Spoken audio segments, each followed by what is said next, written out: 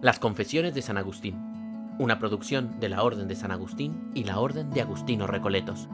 Libro 4. Profesor de retórica y amante de la sabiduría, de 19 a 28 años. Capítulo 1. Engañado y engañador. Durante este espacio de tiempo de 9 años, desde los 19 de mi edad hasta los 28, fuimos seducidos y seductores, engañados y engañadores, según la diversidad de nuestros apetitos. En público, por medio de aquellas doctrinas que llaman liberales, secretamente, con el falso nombre de religión, siendo aquí orgullosos, allí supersticiosos y en todas partes vacíos. Por un lado, buscando el aura de la gloria popular de los aplausos del teatro, los certámenes de poesía, las contiendas de coronas de heno, los juegos de espectáculos y la intemperancia de las pasiones; por otro, deseando mucho purificarnos de semejantes inmundicias, llevando alimentos a los llamados elegidos y santos, para que en la oficina de su estómago nos fabricasen ángeles y dioses que nos liberaran. Tales aberraciones seguía yo y las practicaba con mis amigos, engañados conmigo y por mí. Ríanse de mí los arrogantes, y aún no han sido postrados y abatidos saludablemente por ti, Dios mío. Mas yo, por el contrario, confiese delante de ti mis torpezas en alabanza tuya. Permíteme, te suplico, y concédeme recorrer al presente con la memoria de los pasados vericuetos de mi error, y que yo te sacrifique una hostia de alabanza. Porque, ¿qué soy yo sin ti, sino un guía que lleva al precipicio? ¿O qué soy yo cuando me va bien, sino un niño que mama tu leche, que paladea el alimento incorruptible que eres tú? ¿Y qué hombre hay, cualquiera que sea, que se las pueda echar de tal siendo hombre? Ríanse de nosotros los fuertes y poderosos, que nosotros, débiles y pobres, confesaremos tu santo nombre. Capítulo 2. Enseña retórica. Toma una concubina. Abomina los agüeros. En aquellos años ensayaba yo el arte de la retórica, y vencido de la codicia, vendía una victoriosa locuacidad. Sin embargo, tú bien sabes, Señor, que quería más tener buenos discípulos, lo que se dice buenos de verdad, a quienes enseñaba sin engaño el arte de engañar, no para que osasen de él contra la vida del inocente, sino para defender alguna vez al culpado. Mas, oh Dios, tú viste de lejos aquella fe mía que yo exhibía en aquel magisterio con los que amaba la vanidad y buscaba la mentira, siendo yo uno de ellos, que vacilaba y centelleaba sobre un suelo resbaladizo y entre mucho humo. Por estos mismos años tuve yo una mujer, no conocida por lo que se dice legítimo matrimonio, sino buscada por el vago ardor de mi pasión, falto de prudencia, pero una sola, a la que guardaba la fe del tálamo, en la cual hube de experimentar por mí mismo la distancia que hay entre el amor conyugal pactado con el fin de la procreación de los hijos y el amor lascivo, en el que la prole nace contra el deseo de los padres, bien que una vez nacida les obligue a quererla. Recuerdo también que, habiendo tenido el capricho de tomar parte en un certamen de poesía, me envió a decir no sé qué arúspice a ver qué merced querría darle para salir vencedor. Yo, que abominaba de aquellos nefandos sortilegios, le contesté que no quería, aunque fuera la corona de oro imperecedero, que se sacrificase por mi triunfo ni una mosca siquiera, porque proyectaba el sacrificar vida de animales, y con esta clase de ofrendas parecía invocar en favor mío los votos de los demonios. Pero confieso, Dios de mi corazón, que el haber rechazado semejante maldad no fue por amor puro hacia ti, porque aún no te sabía amar. Yo, que no sabía pensar sino resplandores corpóreos, porque un alma que suspira por tales ficciones no fornica lejos de ti, y se apoya en la falsedad y apacienta vientos, maldades. Mas he aquí, que no queriendo que se ofreciesen por mí sacrificios a los demonios, yo mismo me sacrificaba a ellos con aquella superstición. Porque, ¿qué otra cosa es apacentar vientos que apacentar a aquellos, esto es, servirles de placer y mofa con nuestros errores? Capítulo 3. Un médico le cura de su afición a la astrología. Así pues, no cesaba yo de consultar a aquellos embusteros llamados matemáticos, porque en sus adivinaciones no sacrificaban vidas ni dirigían conjuro alguno a ningún espíritu, lo que también, sin embargo, condena y rechaza con razón la piedad cristiana y verdadera. Porque lo bueno es confesarte a ti, Señor, y decirte: ten misericordia de mí y sana mi alma, porque ha pecado contra ti, y no abusar de tu indulgencia para pecar más libremente, sino tener presente la sentencia del Señor. He aquí que has sido ya sanado. No quieras más pecar, no sea que te suceda algo peor. Palabras cuya eficacia pretenden destruir los astrólogos diciendo: de los cielos viene la necesidad de pecar, y esto lo hizo Venus, Saturno o Marte, y todo para que el hombre, que es carne y sangre y soberbia podredumbre, quede sin culpa y sea atribuida al Creador y ordenador del cielo y las estrellas. ¿Y quién es éste, sino tú, Dios nuestro, suavidad y fuente de justicia, que das a cada uno según sus obras, y no desprecias al corazón contrito y humillado? Había por aquel tiempo un sabio varón peritísimo en el arte médica y muy celebrado en ella, quien siendo procónsul puso con su propia mano sobre mi cabeza insana aquella corona agonística, aunque no como médico, pues de aquella debilidad mía sólo podía sanarme tú, que resistes a los soberbios y das gracias a los humildes. No obstante, ¿dejaste por ventura de mirar por mí por medio de aquel anciano, o desististe tal vez de curar mi alma?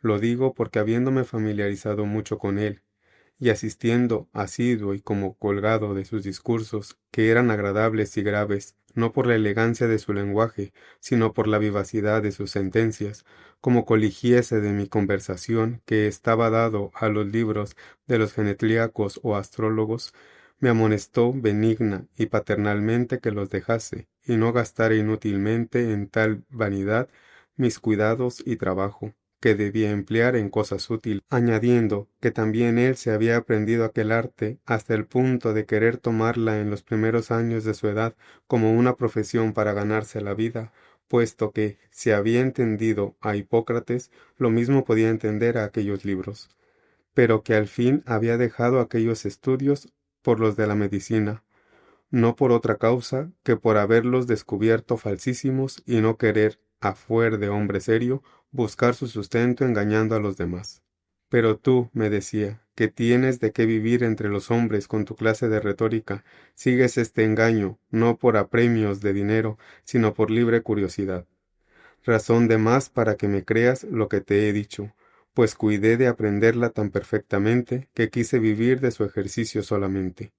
Pero como yo le preguntaba por qué causa muchas de las cosas que pronostica dicha ciencia resultan verdaderas, me respondió como pudo que la fuerza de la suerte está dispersa por las cosas de la naturaleza, porque decía él, si a veces consultando uno las páginas de un poeta cualquiera se encuentra con un verso que no obstante pensar el poeta en cosas muy distintas cuando lo compuso, responde, sin embargo, de modo admirable al asunto que trae entre manos. Tampoco tiene nada de extraño que el alma humana, movida de superior instinto, sin saber ella lo que pasa en sí, diga, no por arte sino por suerte, alguna cosa que responda a los hechos y negocios del que pregunta.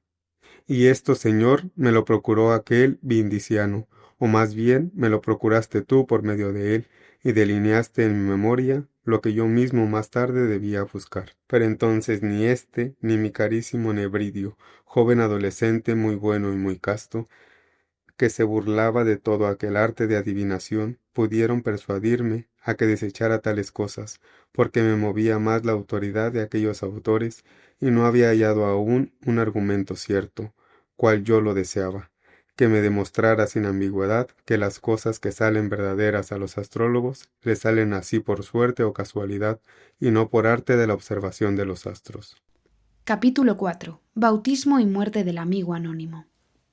En aquellos años, en el tiempo en que por primera vez abrí cátedra en mi ciudad natal, adquirí un amigo, a quien amé con exceso por ser condiscípulo mío, de mi misma edad y hallarnos ambos en la flor de la juventud. Juntos nos habríamos criado de niños, juntos habíamos ido a la escuela y juntos habíamos jugado. Pero entonces no era tan amigo como lo fue después, aunque tampoco después lo fue tanto como exige la verdadera amistad, puesto que no hay amistad verdadera, sino entre aquellos a quienes tú aglutinas entre sí por medio de la caridad derramada en nuestros corazones por el Espíritu Santo que nos ha sido dado. Con todo, era para mí aquella amistad, amasada con el calor de estudios semejantes, dulce sobremanera. Hasta había logrado apartarle de la verdadera fe, no muy bien hermanada y arraigada todavía en su adolescencia, inclinándole hacia aquellas fábulas supersticiosas y perjudiciales por las que me lloraba mi madre. Conmigo erraba ya aquel hombre en espíritu, sin que mi alma pudiera vivir sin él. Mas he aquí que siguiendo tú la pista de tus siervos fugitivos, oh Dios de las venganzas, y fuente de las misericordias a un tiempo que nos conviertes a ti por modos maravillosos, he aquí que tú le arrebataste de esta vida cuando apenas había gozado un año de su amistad, más dulce para mí que todas las dulzuras de aquella mi vida.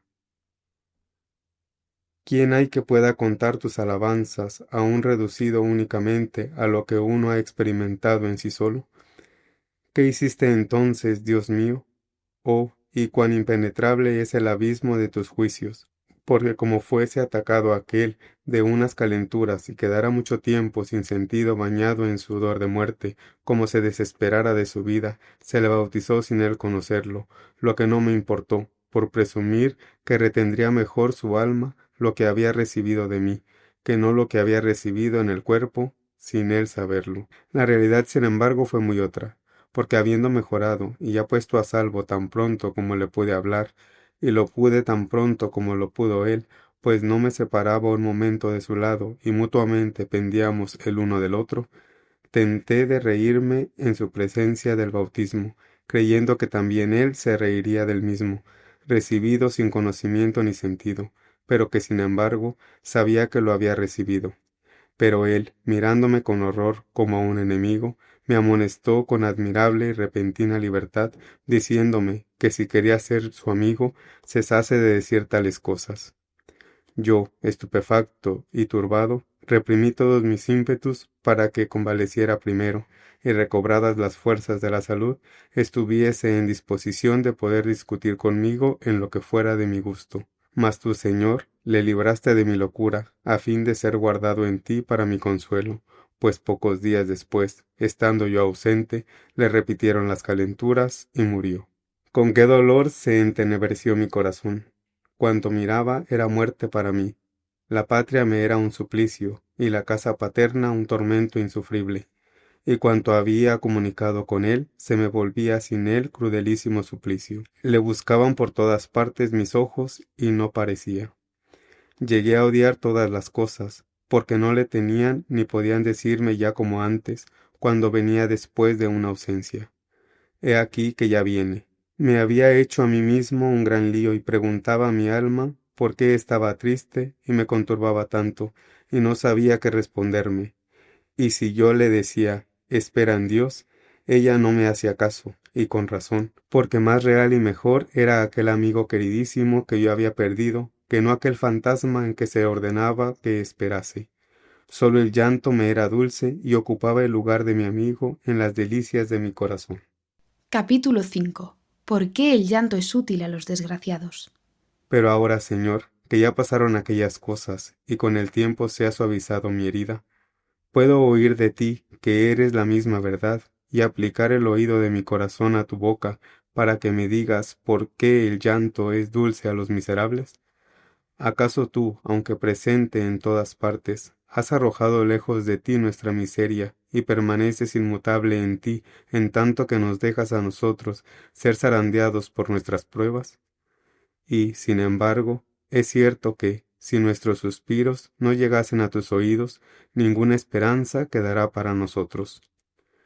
Pero, ¿de dónde nace que el gemir, llorar, suspirar y quejarse se recoja de lo amargo de la vida como un fruto dulce? ¿Acaso es dulce en sí esto porque esperamos ser escuchados de ti? Así es cuando se trata de las súplicas, las cuales llevan en sí siempre el deseo de llegar a ti. Pero, ¿podía decirse lo mismo del dolor de la cosa perdida o del llanto en que estaba yo entonces inundado? Porque no esperaba yo que resucitara él, ni pedía esto con mis lágrimas, sino que me contentaba con dolerme y llorar, porque era miserable y había perdido mi gozo. ¿Acaso también el llanto, cosa amarga de suyo, nos es deleitoso cuando por el hastío aborrecemos aquellas cosas que antes nos eran gratas? Capítulo 6. Amargo dolor por la muerte del amigo. Pero, ¿a qué hablo de estas cosas? Porque no es este tiempo de plantear cuestiones, sino de confesarte a ti. Era yo miserable como lo es toda alma prisionera del amor de las cosas temporales, que se siente despedazar cuando las pierde, sintiendo entonces su miseria por las que es miserable aún antes de que las pierda. Así era yo en aquel tiempo, y lloraba amarguísimamente y descansaba en la amargura. Y tan miserable era que aún más que aquel amigo carísimo amaba yo la misma vida miserable. Porque aunque quisiera trocarla, no quería, sin embargo, perderla más que al amigo, y aún no sé si quisiera perderla por él, como se dice de Orestes y Pílades, si no es cosa inventada, que querían morir el uno por el otro, o ambos al mismo tiempo, por serles más duro que la muerte no poder vivir juntos. Mas no sé qué afecto había nacido en mí, muy contrario a éste, porque sentía un grandísimo tedio de vivir y al mismo tiempo tenía miedo de morir. Creo que cuanto más amaba yo al amigo, tanto más odiaba y temía a la muerte, como a un crudelísimo enemigo que me lo había arrebatado, y pensaba que ella acabaría de repente con todos los hombres, pues había podido acabar con aquel. Tal era yo entonces, según recuerdo. He aquí mi corazón, Dios mío, helo aquí por dentro. Ve, porque tengo presente, esperanza mía, que tú eres quien me limpia de la inmundicia de tales afectos, atrayendo hacia ti mis ojos y librando mis pies de los lazos que me aprisionaban. Me maravillaba que viviesen los demás mortales por haber muerto aquel a quien yo había amado, como si nunca hubiera de morir.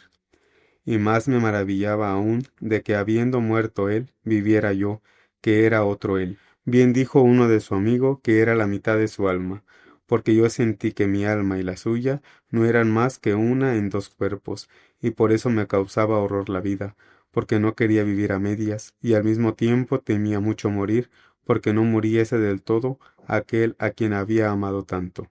Capítulo 7. De Tagaste a Cartago con el alma rota. Oh locura, que no sabe amar humanamente a los hombres. Oh necio del hombre que sufre inmoderadamente por las cosas humanas. Todo esto era yo entonces, y así me abrazaba, suspiraba, lloraba, turbaba, y no hallaba descanso ni consejo. Llevaba el alma rota y ensangrentada, impaciente de ser llevada por mí, y no hallaba dónde ponerla. Ni descansaba en los bosques amenos, ni en los juegos y cantos, ni en los lugares olorosos, ni en los banquetes espléndidos, ni en los deleites del lecho y del hogar, ni finalmente en los libros ni en los versos.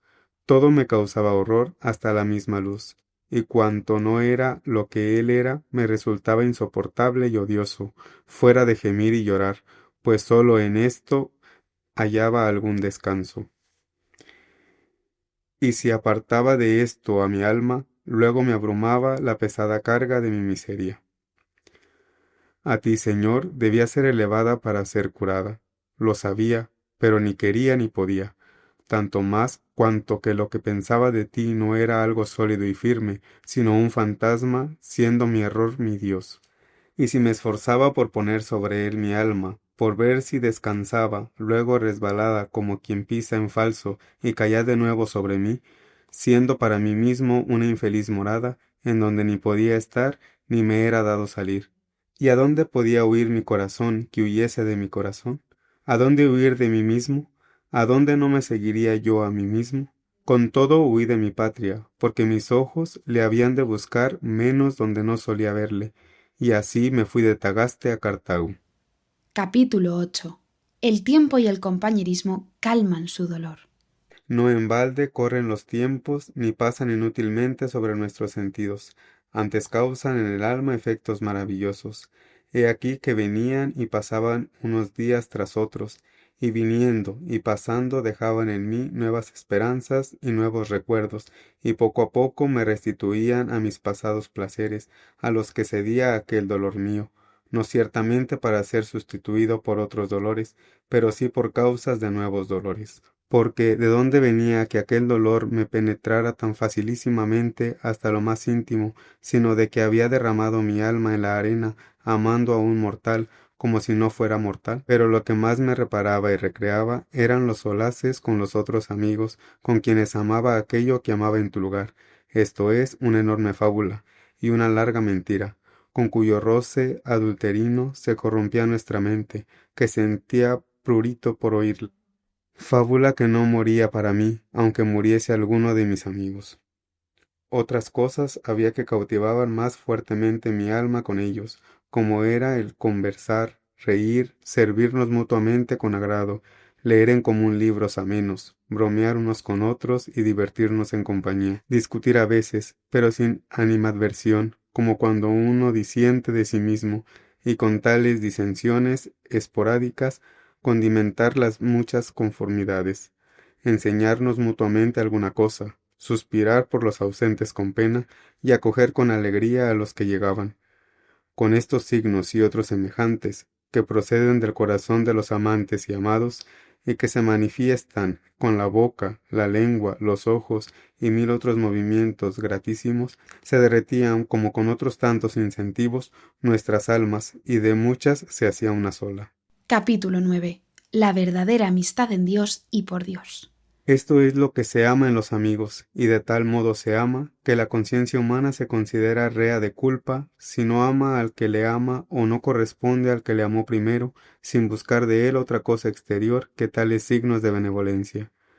De aquí el llanto cuando muere alguno, y las tinieblas de dolores, y el afligirse el corazón, trocada la dulzura en amargura, y de aquí la muerte de los vivos, por la pérdida de la vida de los que mueren. Bienaventurado el que te ama a ti, Señor, y al amigo en ti, y al enemigo por ti, porque sólo no podrá perder al amigo quien tiene a todos por amigos en aquel que no puede perderse. ¿Y quién es éste sino nuestro Dios, el Dios que ha hecho el cielo y la tierra, y los llena, porque llenándoles los ha hecho? Nadie, Señor, te pierde, sino el que te deja.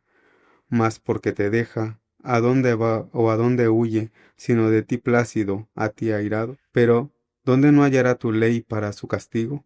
Porque tu ley es verdad y la verdad tú. Capítulo 10. De la inestabilidad de las criaturas. Oh Dios de las virtudes, conviértenos y muéstranos tu faz, y seremos salvos. Porque, a donde quiera que se vuelva el alma del hombre y se apoye fuera de ti, hallará siempre dolor, aunque se apoye en las hermosuras que están fuera de ti y fuera de ellas, las cuales, sin embargo, no serían nada si no estuvieran en ti. Nacen éstas y mueren, y naciendo comienzan a ser, y crecen para llegar a perfección, y ya perfectas comienzan a envejecer y perecen. Y aunque no todas las cosas envejecen, mas todas perecen. Luego, cuando nacen y tienden a ser, cuanta más prisa se dan por ser, tanta más prisa se dan a no ser. Tal es su condición.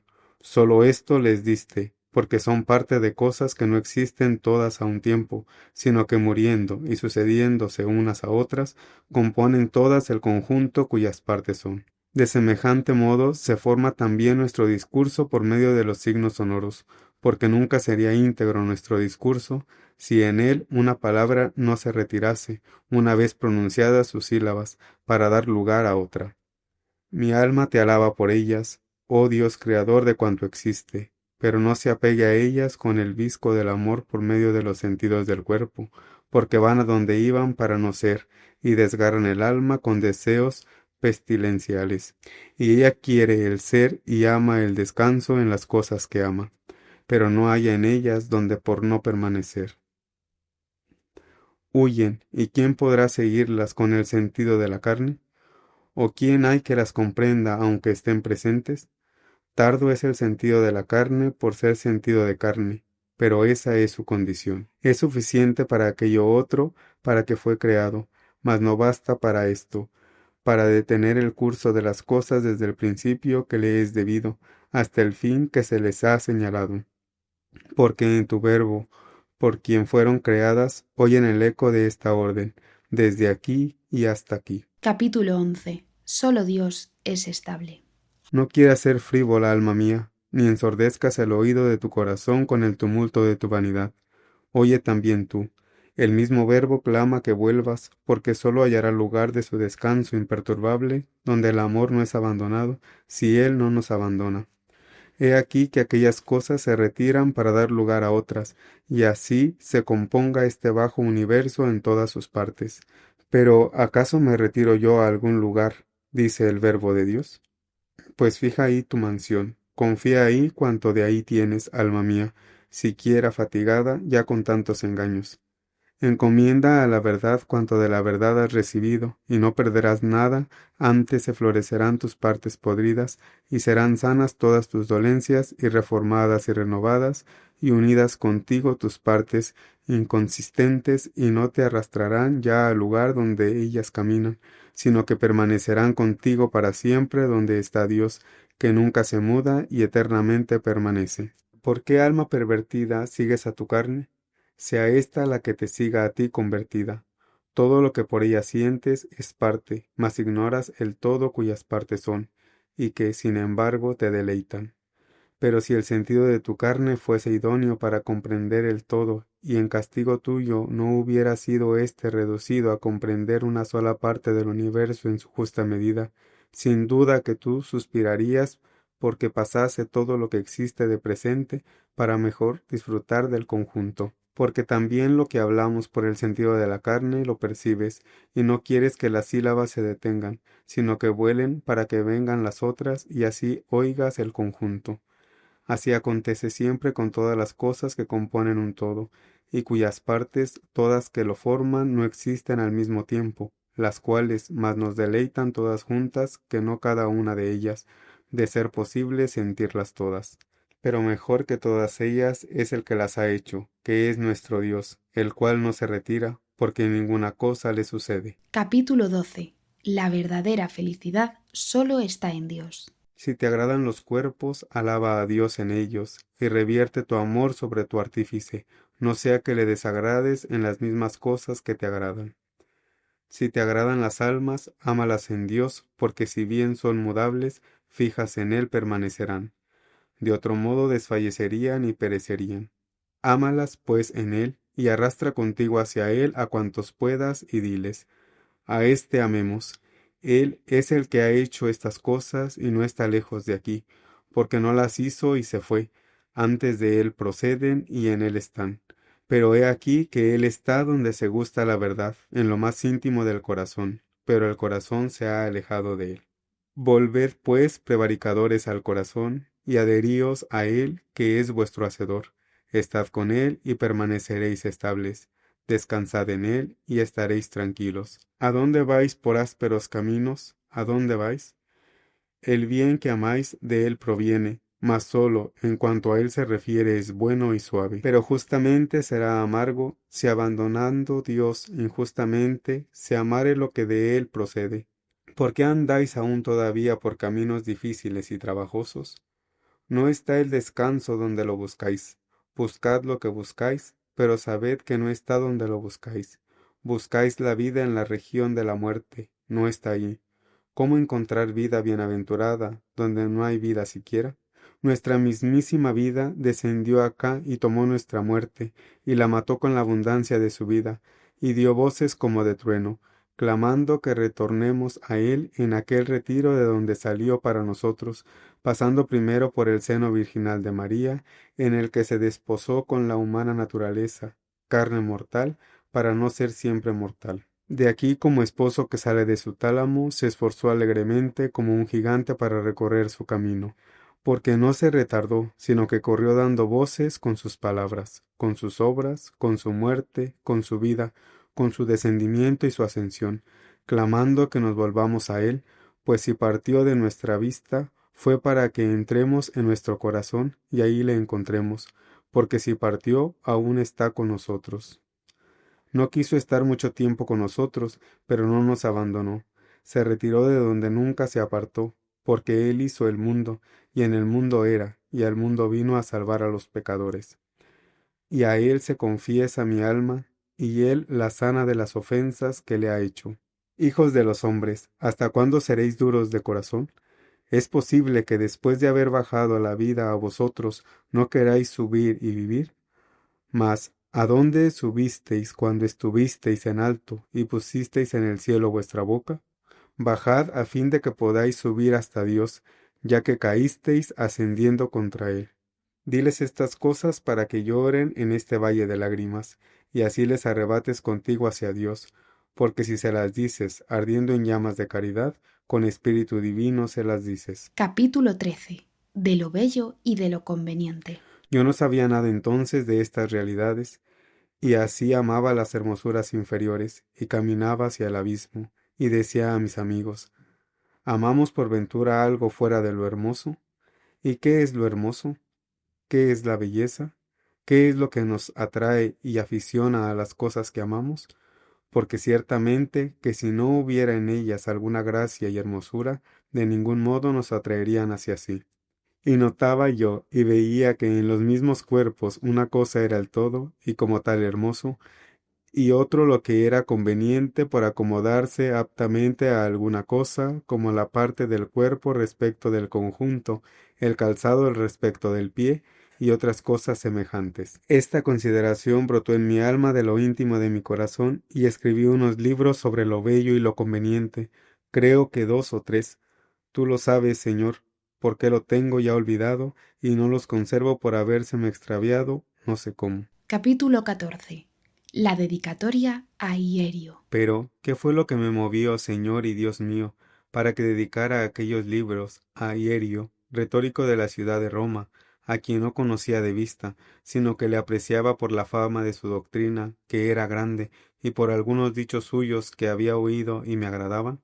Pero principalmente me agradaba, porque agradaba a los demás, que le ensalzaban con elogios estupendos, admirados de que un hombre sirio, educado en la elocuencia griega, llegase luego a ser un orador admirable en la latina y sabedor acabado en todas las materias pertinentes al estudio de la sabiduría.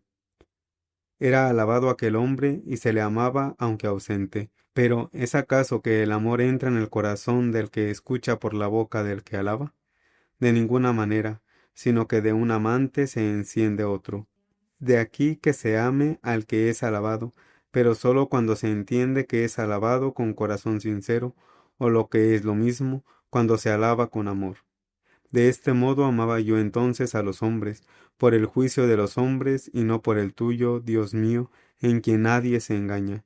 Sin embargo, ¿por qué no le alababa como se alaba a un cochero célebre o a un cazador afamado con las aclamaciones del pueblo, sino de modo muy distinto y más serio, y tal como yo quisiera ser alabado? Porque sinceramente yo no quisiera ser alabado y amado con todo, porque ciertamente yo no quisiera ser alabado y amado como los histriones, aunque los ame y alabe. Antes preferiría 1000 veces permanecer desconocido a ser alabado de esa manera, y aún ser odiado antes que ser amado así. ¿Dónde se distribuyen estos pesos de tan varios y diversos amores en una misma alma? ¿Cómo es que yo amo en otro lo que a su vez, si yo no odiara, no lo detestara en mí, ni lo desechara, siendo uno y otro hombre? Porque no se ha de decir del histrión, que es de nuestra naturaleza, que es alabado como un buen caballo, por quien, aun pudiendo, no querría ser caballo. Luego amo en el hombre lo que yo no quiero ser, siendo no obstante hombre. Gran misterio, grande profundum. Es el hombre cuyos cabellos tienes tú, Señor, contados sin que se pierda uno, sin tú saberlo. Y sin embargo, más fáciles de contar son sus cabellos que sus afectos y los movimientos de su corazón. Pero aquel orador Hierio era del número de los que yo apreciaba, deseando ser como él. Mas yo erraba por mi orgullo y era arrastrado por toda clase de viento, aunque ocultísimamente era gobernado por ti. ¿Y de dónde sé yo y te confieso con tanta certeza que amaba más a aquel por mor de los que le loaban que por las cosas de que era loado? Porque si no le alabaran, antes le vituperaran aquellos mismos, y vituperándole y despreciándole contasen aquellas mismas cosas, ciertamente no me encendieran en su amor ni me movieran. No obstante, que las cosas no fueran distintas ni el hombre otro, sino únicamente el afecto de los que las contaban. He aquí donde para el alma débil, que no está aún adherida a la firmeza de la verdad, la cual es llevada y traída, arrojada y rechazada, según soplaren los vientos de las lenguas emitidas por los pechos de los opinantes, y de tal suerte se le obscurece la luz que no ve la verdad, no obstante que esté a la vista. Por gran cosa tenía yo que aquel hombre conociera mis discursos y mis estudios, que si él los diera por buenos, me habrían de encender mucho más en su amor. Mas si al contrario los reprobara, lastimara mi corazón vano y falto de su solidez. Sin embargo, yo revolvía en mi mente y contemplaba con gusto aquel tratado mío sobre lo bello y lo conveniente, admirándolo a solas en mi imaginación, sin que nadie me lo alabase. Capítulo 15. ¿Por qué no comprendía lo espiritual? Porque no acertaba aún a ver la clave de tan importante tema en tu arte, oh Dios omnipotente, obrador único de maravillas, y así mi alma se iba por las formas corpóreas y definía lo bello diciendo que era lo que convenía consigo mismo, y apto lo que convenía a otro, lo cual distinguía y definía, y confirmaba con ejemplos materiales. Pasé de aquí a la naturaleza del alma, pero la falsa opinión o concepto que tenía de las realidades espirituales no me dejaba ver la verdad. La misma fuerza de la verdad se me echaba a los ojos y tenía que apartar la mente palpitante de las cosas incorpóreas hacia las figuras, los colores y las magnitudes físicas. Y como no podía ver estas cosas en el alma, juzgaba que tampoco era posible que viese mi alma. Pero como yo amara en la virtud la paz y en el vicio aborreciese la discordia, notaba en aquella cierta unidad y en una como división, pareciéndome residir en esta unidad el alma racional y la esencia de la verdad y del sumo bien, y en la división no sé qué sustancia de vida irracional y la naturaleza del sumo mal, la cual no sólo era sustancia, sino también verdadera vida sin proceder, sin embargo, de ti, Dios mío, de quien proceden todas las cosas.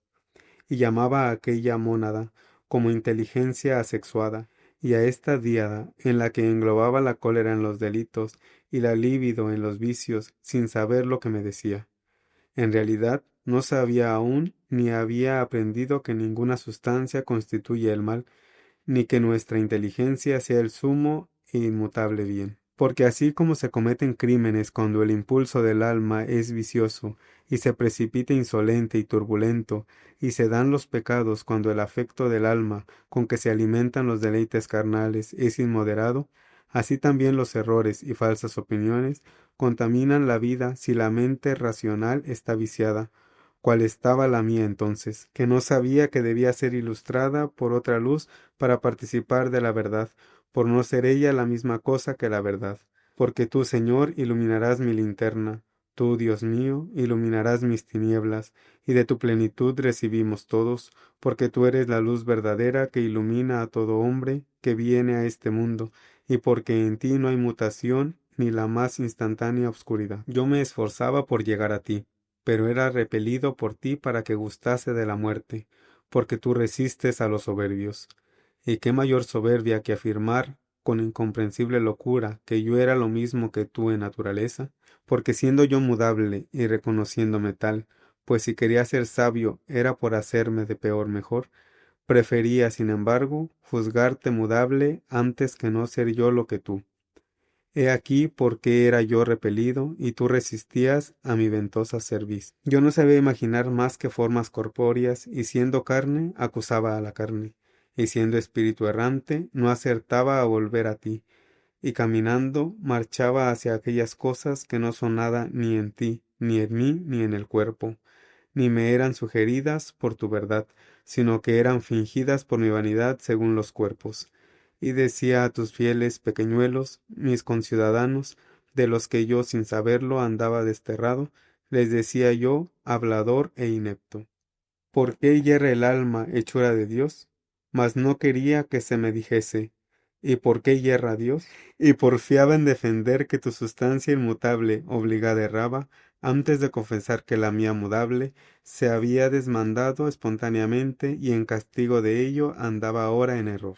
Sería yo de unos 26 o 27 años cuando escribí aquellos volúmenes, revolviendo dentro de mí puras imágenes corporales, cuyo ruido aturdía los oídos de mi corazón, los cuales procuraba yo aplicar, oh dulce verdad, a tu interior melodía, pensando en lo bello y en lo conveniente, y deseando estar ante ti, y oír tu voz, y gozarme con gran alegría por la voz del esposo. Pero no podía, porque las voces de mi error me arrebataban hacia afuera, y con el peso de mi soberbia caía de nuevo en el abismo. porque todavía no dabas gozo y alegría a mis oídos, ni se alegraban mis huesos, que no habían sido aún humillados. Capítulo 16. Agustín lee y entiende sin maestro las categorías de Aristóteles.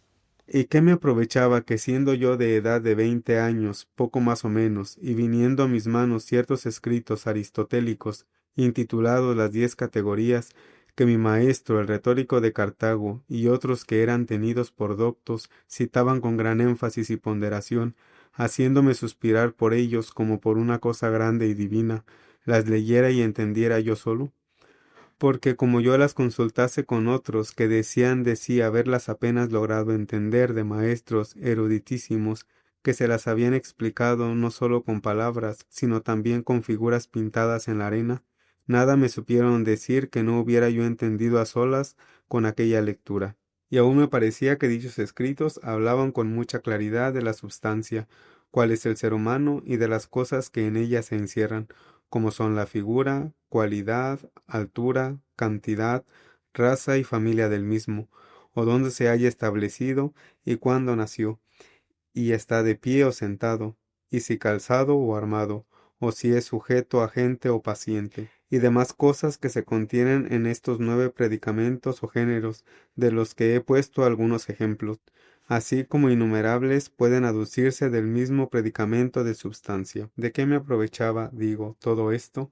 Antes bien me dañaba, porque creyendo yo que en aquellos 10 predicamentos se hallaban comprendidas absolutamente todas las cosas, me esforzaba por comprenderte también a ti, Dios mío, ser maravillosamente simple e inmutable, como un cuasi sujeto de tu grandeza y belleza, cual si estuvieran éstas en ti como en su sujeto, al modo que en los cuerpos, siendo así que tu grandeza y tu belleza son una misma cosa contigo, al contrario de los cuerpos que no tienen magnitud o belleza por ser cuerpos, puesto que aunque fueran menores y menos hermosos, no por eso dejarían de ser cuerpos. Falsedad, pues, era la que pensaba de ti, no verdad. Ficción de miseria, no firmeza de tu beatitud. Habías ordenado, Señor, y puntualmente se cumplía en mí, que la tierra me produjese abrojos y espinas, y yo lograse mi sustento con trabajo. ¿De qué me aprovechaba también que leyera y comprendiera por mí mismo todos los libros que pude haber a la mano sobre las artes que llaman liberales, siendo yo entonces esclavo perversísimo de mis malas inclinaciones?